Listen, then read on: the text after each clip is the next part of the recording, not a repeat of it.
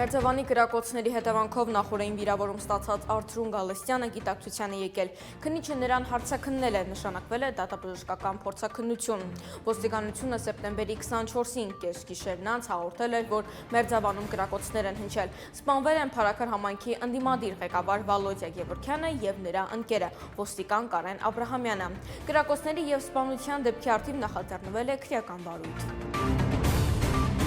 Ռուսաստանի նախագահ Վլադիմիր Պուտինը այսօր կհանդիպի Հայաստանի Հանրապետության վարչապետ Նիկոլ Փաշինյանի հետ։ Փաշինյանը այսօր աշխատանքային այցով մեկնել է Ռուսաստանի մայրաքաղաք Մոսկվա, որտեղ կմասնակցի համաշխարհային ատոմային շաբաթ խորագրով համաժողովին։ Հիշեցնենք նաև, որ Նիկոլ Փաշինյանը եւ Վլադիմիր Պուտինը վերջին անգամ հանդիպել են օգոստոսի 31-ին Չինաստանում Շանհայի համագործակցության կազմակերպության գագաթնաժողովի շրջանակում։ Այսօր նաև Մոսկվայում Հայաստանի դեսպանատան մոտ տասնյակ մարդիկ բողոքի ակցիա են իրականացնել Փաշինյանի գործողությունների դեմ։ Դա տեղի ունեցել այն բանից հետո, երբ հանրապետության իշխանությունները մեղավոր ճանաչեցին arczepiskopos Միքայել Աչապահյանին իշխանությունը զավթելու կոչեր անելու համար։ Հավաքվածները ձեռքերը պահել էին եւ եկեղեցին հոգի է, այլ ոչ թե ընդդիմություն, ձեռքերը հեռու սրբությունից եւ այլ գրության պաստառներով։ Նրանց մի մասը Հայաստանի դրոշներով են եղել։ Ցուցարարները Հայաստանի Հանրապետության իշխանություններից պահանջել են ազատ արձակել Աչապահյանին։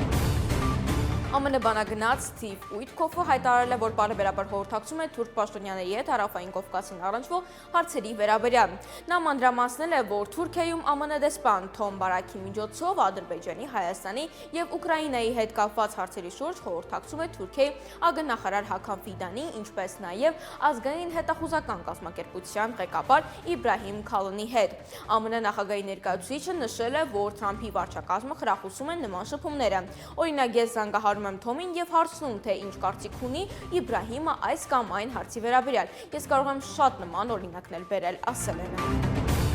Կառավարության այսօրվա նիստին հաստատվեց 2026 թվականի պետական բյուջեի նախագիծը, ըստ այդմ գործադիրը նախատեսում է հաջորդ տարի պաշտպանական բյուջեն կրճատել շուրջ 15.2%-ով։ Նախագծով պաշտպանության նախարարությունը 2026-ին 563 միլիարդ դրամ կհատկացնի։ Այս տարվա համեմատ ռազմական ծախսերը կկրճատվեն մոտ 265 միլիոն դոլարով։ Չնայած պաշտպանական ծախսերի շեշտակի նվազեցմանը, ընդհանուր պետական բյուջեն հաջորդ տարի ավելի քան 5%-ով ավելին է։ Կառավարությունը նախատեսում է հաջորդ տարի 3 տրիլիոն 628 միլիարդ դրամ ծախսել։ Ֆինանսների նախարար Վահե Հովհաննիսյանի ներկայացման բյուջեի նախագծով տնտեսական աճը կազմելու է 5.4%։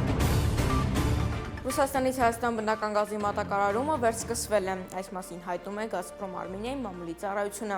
ՌԴ Ստավրոպոլի տարածաշրջանում գտնվող Հյուսիսային Կովկաս, Անդրկովկաս մայրուղային գազատարի վրա պլանային վերանորոգման աշխատանքների իրականացման համար մատակարարումները ժամանակավորապես դադարեցվել էին սեպտեմբերի 15-ից սկսած։ Ընկերությունը պարզաբանել է, որ վերանորոգման աշխատանքները ավարտվել են եւ նախանշված ժամկետից շուտ է տեղի ունեցել։ Այսօր լրանում է Ստեփանակերտում ողբերգական պայթունի երկրորդ տարելիցը։ 2023-ի սեպտեմբերի 25-ին Ստեփանակերտ Ասկերան ճանապարհին տեղակայված բենզինի պահեստում տեղի ունեցած պայթունը 219 հոգու կյանք խլեց, շուրջ 300 հոգի վիրավորում ստացան, 22 հոգի անհետ կորած է։ Մինչ օրս գործով որևէ մեղադրյալ չկա, քննչական կոմիտեից հայտում են, որ քրեական վարույթի նախաքննությունը գտնվում է ակտիվ փուլում, մասնավորապես քննության է առնվում պայթունի պատճառների բացահայտման ուղղությամբ, նշանակվել է նաև դատահրդեհատեխնիկական եւ դատապայթունատեխնիկական համալիր փորձաքննություն, որի եզրակացությունը դեռևս չի ստացվել։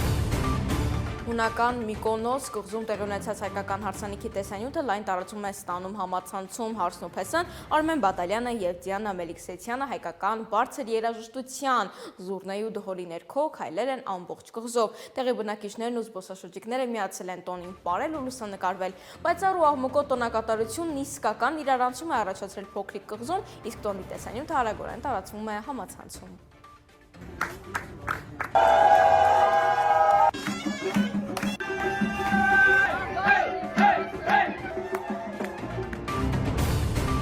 ՆԳՆ փրկարար ծառայությունից հայտնում են, որ սեպտեմբերի 25-ին ժամը 15:53-ին Կոտայքի մարզային փրկարարական վարչության ճգնաժամային կառավարման կենտրոն ահազանգ է ստացվել, որ հրդեհ է բռնկվել Բյուրեղավան քաղաքի գործարաններից մեկում, դեպքի վայր են մեկնել Հրշեջ փրկարարական ջոկատներից 3 մարտական հաշվարկ։ Նախնական տվյալներով պահեստային հատվածում այրվում են արկղեր եւ տարաներ։